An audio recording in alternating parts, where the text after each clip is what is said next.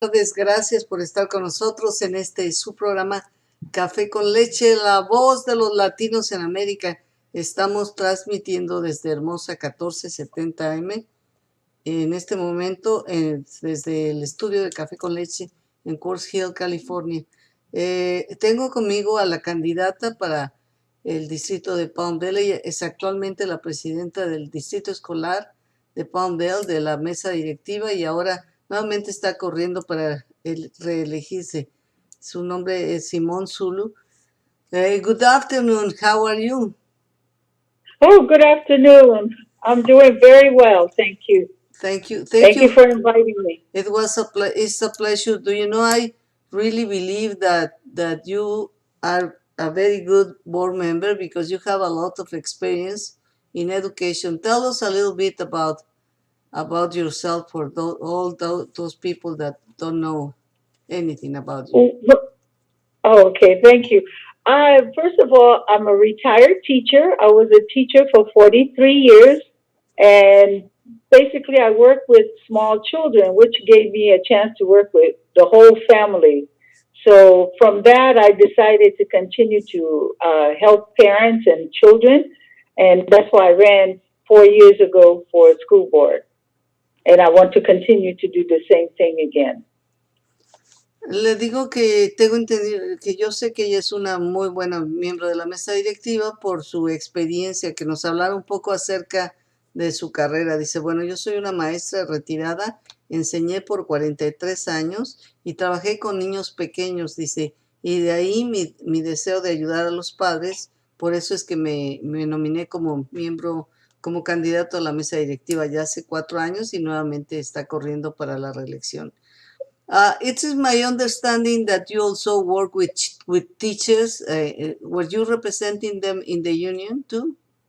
Yes, I was very involved, and one of the things that people don't understand, teachers also need representation. I was first, I was president of the Teachers Union, Palmdale School District Teachers Union, and then the Service Center Chair and CTA. I represented CTA for early childhood and mitten, going to Washington and a whole bunch of things that we did to make sure that we get help that we need for our children. Le estaba yo preguntando si era cierto que ella también tenía experiencia representando a los maestros en el sindicato de maestros. Dice, sí, yo fui presidente de la unión de maestros y también estuve en el CTA, y dice, y incluso he asistido a conferencias en Washington representándolos. I think that gives you a very good perspective of the two sides, the needs of the students and the needs of the teachers also. And I suppose that you have the ability to try to find a win-win situations when there is a dispute about these issues. I really believe that, my friend, because I'm able to look at both sides, and I also try to put myself in the place of a parent. What would they want for their children? So the ultimate goal is to do the best for our children. So if everybody is put in a position where they can do their best, then we end up having great schools. I look at everything very carefully. Perfecto. Le digo que yo creo que ella tiene un muy buen rol porque conoce las necesidades de los maestros, pero también conoce las necesidades de los niños. Dice, sí, por supuesto, yo también trato de ponerme en el lugar de los padres para buscar las mejores soluciones y poder llegar a acuerdos entre las dos partes cuando hay alguna situación. I met you a few years ago, and I remember that you were doing, before you were a board member, you were doing voluntary work for parents, helping them helping them with their children, to help them to do homework. Tell us a little bit about that experience and why did you do it? Yeah. And it's really important because a lot of our families, it's not that they don't want to help the child, it's because they don't know how to help the child, how to maneuver or give the child what the teacher wants. That's why I felt it was important with my nonprofit that we do tutoring for children and also have parent education to help the parent understand how to navigate all the ropes in the school, how to ask for help, how to write to their elected officials, those types of things. Those are very important. I don't know if you remember, Lillian, one of the things about me, I understand a lot more than most people know because I too was an immigrant. I came here from a different country, speaking a different language. So I can sympathize with a lot of our families. That's why I get involved to try to help them make life a little bit easy. Ok, le estaba yo comentando que yo me acuerdo que la conocí a ella antes de que fuera miembro de la mesa directiva y ella trabaja o tiene una organización no lucrativa donde ayudaba a los niños a hacer la tarea. Dice, yo mira, perfectamente entiendo la situación que hay muchos padres que no es que no quieran ayudar a sus hijos, pero no saben cómo ayudarlos. Por eso a través de esta organización no lucrativa ayudábamos a los padres a que entendieran qué es lo que había que enseñarles, cómo había que apoyarles con las tareas.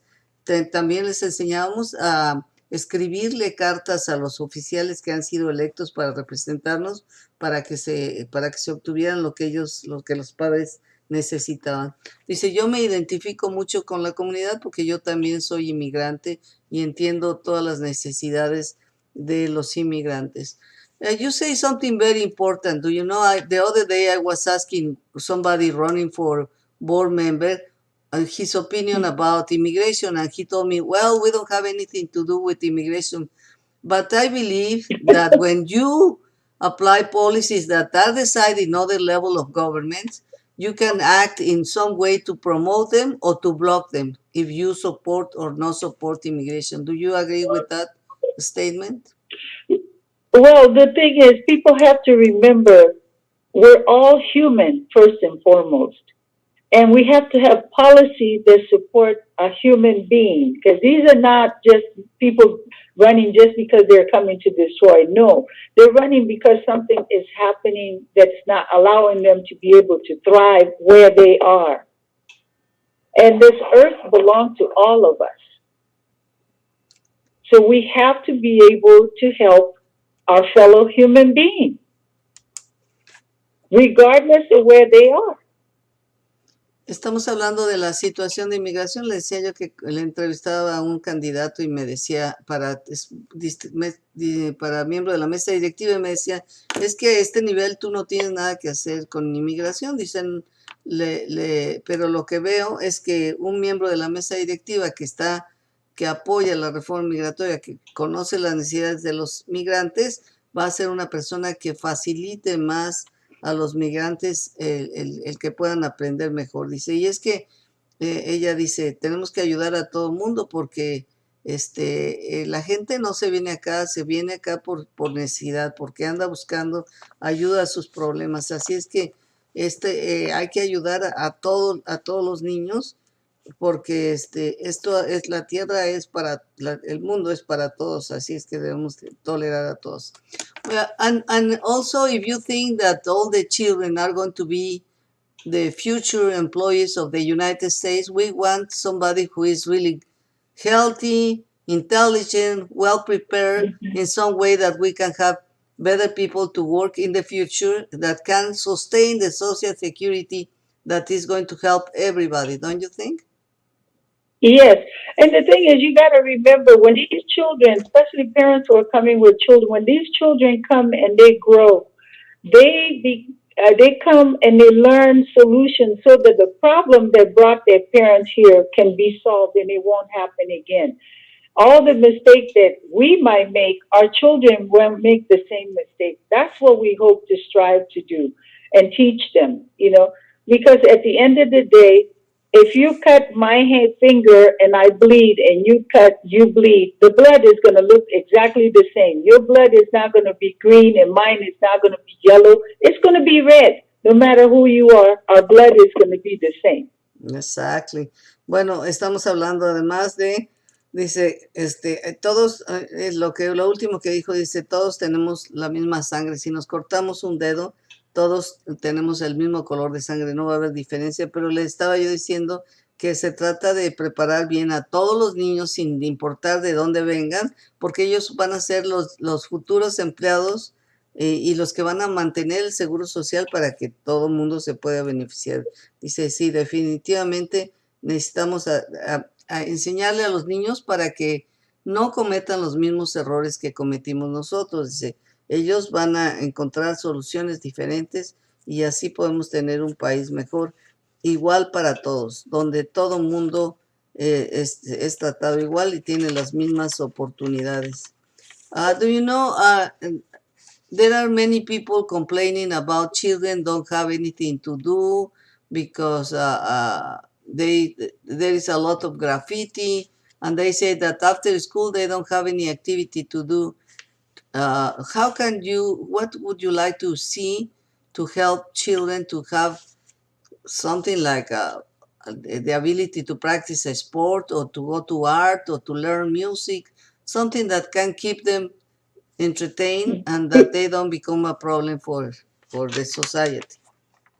Well, I know for the elementary school, one of the things that we're doing, we have every single one of our schools have an after school program.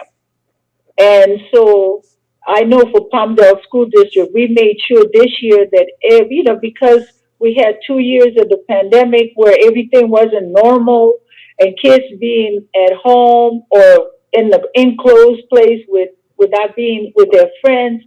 Some of the children are depressed and some of the children have a lot of social issues. So with that, taking that in consideration at the school, we're making sure that we have not only they're coming for academics, but also after school program where they can be engaged.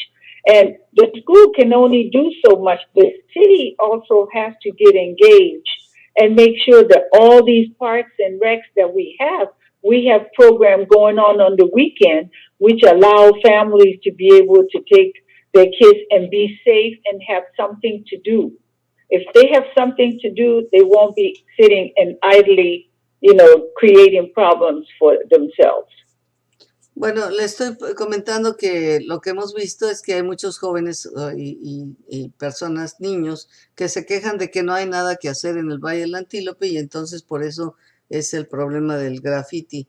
Le digo que qué se puede hacer. Dice, bueno, el Distrito Escolar de Palmdale está ofreciendo programas para después de la escuela. Dice, entendemos de toda la problemática que ha pasado con el COVID, estando aislados todo el tiempo, sin oportunidades de salir, y entonces por eso se están ofreciendo estos programas académicos después de la escuela para que los niños puedan ocuparse, pero la escuela no puede hacer todo, es necesario que la ciudad también participe y también cree programas en parques de recreación y parques para que los fines de semana los niños y las familias puedan hacer algo en conjunto y no se desvíen a otros problemas. Así es que es importantísimo.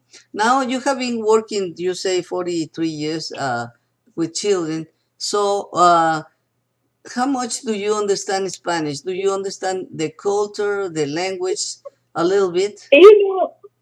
I understand. I have a lot of information, but I don't speak Spanish.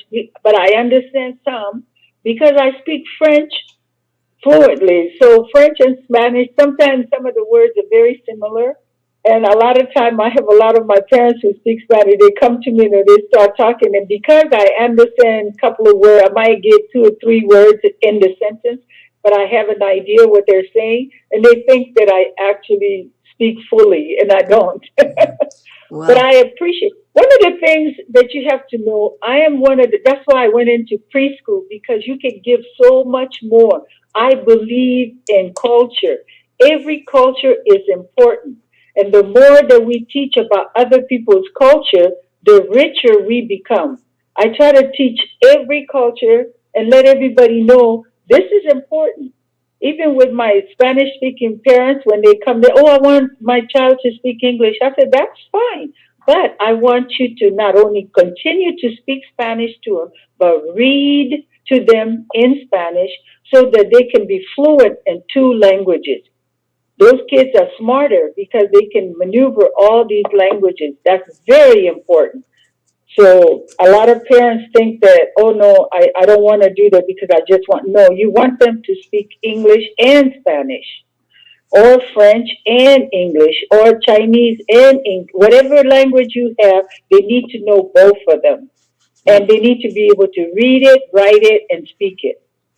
Bueno, le preguntaba yo si conocía el idioma español y la cultura hispana. Dice, bueno, yo entiendo bastante, entiendo 3 o 4 palabras y por el contexto puedo llegar a entender exactamente de qué me están hablando los padres.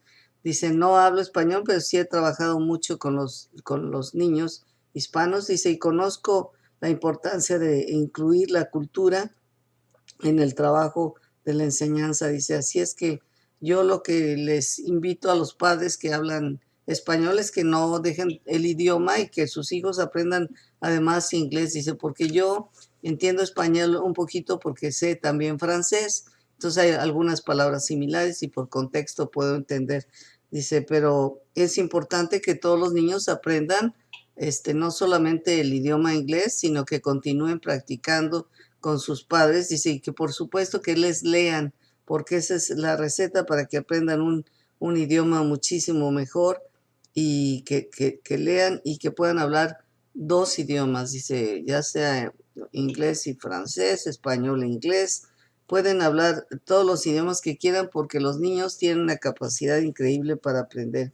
I believe that in Europe they speak more than 2 languages, no? Like 3, 4, 5. How come? You know, this is so wonderful because in every other country, not just Europe, for example, in Africa, in my country, for example, there's 23 dialects and 8 national languages. I speak 6 languages, but that's nothing because you have somebody that speaks more than that, like 10. Because everybody has a language in most of it's more than 3 or 4 or 5 in each, because each group have their language. So United States was the only one that I knew for the longest time that just had one language. And if you think about it, before everybody want to learn English, but globally, in order to be successful, now you have to learn Mandarin. It's not even English and Spanish. Mandarin is the number one language in business. Amazing. So, Bueno, estamos hablando de la habilidad de aprender idiomas. Le decía yo, bueno, en Europa hablan más de 2 o 3 idiomas. Dice, no solo en Europa, en casi todos los países se habla más de una lengua. Dice, en mi país, por ejemplo, tenemos 8 idiomas diferentes y varios dialectos y yo puedo hablar varios de ellos. Dice, solamente en los Estados Unidos es una sola lengua. Y ahora lo que se está considerando, dice, si quieres ser una persona exitosa, antes decían que tenías que hablar inglés. Ahora están diciendo que lo que hay que hablar es mandarín, además del idioma en el que hables. Así es que si los europeos y todos los demás tienen la capacidad de hablar, nosotros también, y es importante que lean. Why is so important reading for children, eh? reading helps them comprehend. When you read it and you talk about it, and then you'll be able to understand it a little bit more. ¿Por qué es importante el aprendizaje, la lectura? Dice, porque en la lectura es donde vas a aprender a razonar lo que estás leyendo. Así es que es importantísimo que les lean a sus hijos. We have the election in November the 8th. What do you tell people why it's important to go out and vote? Well, let me tell you, that's one of the most important things that you can do for yourself and your community. Because if we stay home, if those of us who can vote, if we don't vote, then the people that are going to be voted in may not have your best interest at heart. So you can't complain when they do terrible things and they change the way you live because voting makes the decision for everything that's going to happen to you for the next 4 years. Everybody that you get in there, they're going to be the one deciding. The courts are going to decide the laws, and all of that is going to affect you. And just recently, one judgment changed completely. And that was a pro life, you've been hearing a lot about that. And it's only five people, six, they made the decision for the whole nation. And they can seguro. change, even immigration, they can decide what it's going to be if people don't put the right folks in place. So it's very important. I think as a citizen, that's one of the rights that we don't want to give up because so many people die for folks to have the right to vote. I've been voting for many, many years. Since the age 16, I learned about voting. At 18, I was able to register for the first time. And I have not missed an election, whether national or local, since I was 18. So I'm in this group of high propensity voters. I get all kinds of material from everybody because they have in my record I have never missed any vote since, and I'm 69 right now. So think about how long I've been voting. I'm so glad, I'm so glad. Bueno, estamos hablando de la importancia del voto. Este 8 de noviembre tenemos elecciones. Le digo, diles por qué es importante votar. Porque si ustedes no votan, dice, alguien más va a hacer las decisiones por ustedes. Y esas decisiones no van a tener en mente lo que ustedes necesitan. Va a ser de acuerdo a la decisión. Las decisiones se van a hacer de acuerdo a la persona que vota, lo que a ellos les conviene. Pero para nada van a pensar en ustedes. Entonces, el voto va a afectar lo que suceda por lo menos en los próximos 4 años. Van a ser las decisiones que afecten su vida. Si nosotros no salimos a votar, pues entonces nos quedamos callados y entonces nadie se pone en consideración de lo que necesitamos. Por eso es importantísimo que salgamos todos a votar para decidir cuál es el futuro. Dice, yo empecé a votar desde que tenía 18 años y no he dejado ni una sola vez de votar. Ahora tengo 69 y todas las veces he salido a votar y todas las veces seguiré votando. Así es que ojalá que sigan el ejemplo todos y entiendan perfectamente que si no votamos, alguien más decide por nosotros. Simone, thank you so much. It was I think that you are really great, and I wish you the best. I hope that everybody Thank understands you. how good element you are for the Palmdale School District. Oh, thank you so much. And I appreciate you. You've always been a friend to me. And I appreciate everything that you're doing to get our families the information that they need. Because remember, information is power. When you have the right information, you have a lot more power than just sitting at home.